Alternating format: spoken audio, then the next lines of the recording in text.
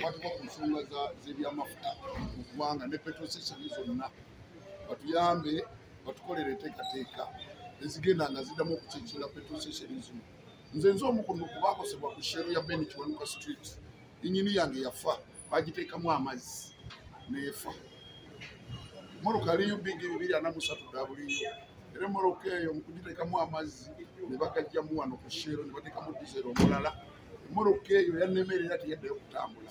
Kati nze ne ntusa omulanga gwange eri gavumenti mu minisitule y'ebyamafuta oba ya energy. Petrol zonna enkadde baddengamu baziteekinge wansi mu ttaka.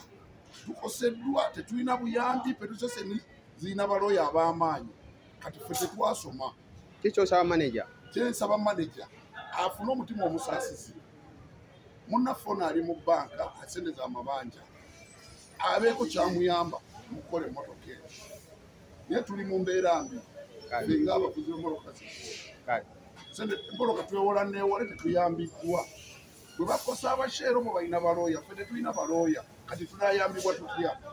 Gavumenti etuyambe ku nsonga eyo.